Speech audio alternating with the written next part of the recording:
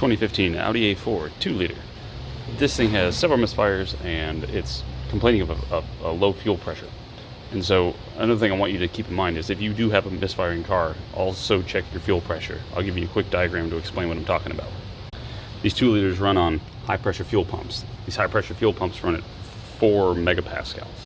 After you run the car for a bit and you shut off the car, you can turn the key back on and then watch the fuel pressure. Here's what the fuel pressure should do. This is an MPA. When it's at 4, once you shut off the car, it should start going up.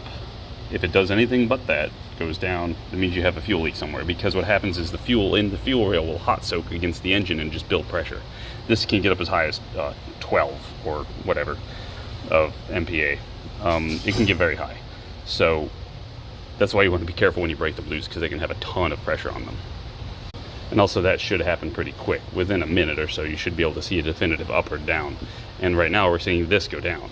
So now what we're going to do is I'm going to spin the engine over. I got all the plugs out because I want to look down here with a borescope, and I'm just going to spin it over real quick just to build fuel pressure and then see where it leaks down.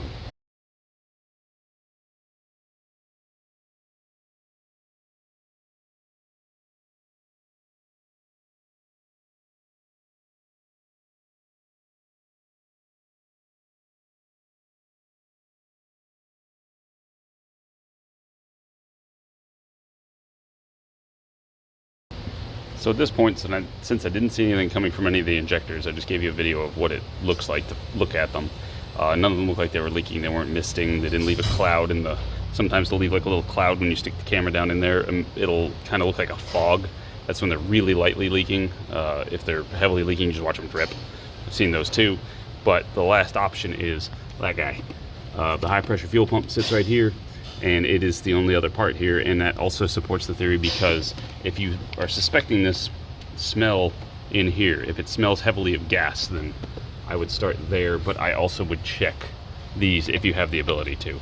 If you don't have the ability to, you can take a guess, and you're probably going to be pretty accurate. I've seen a lot of these fail to where they leak gas into the crankcase and it works its way down and gets in the oil. So this is relatively easy to change. The injectors are way harder.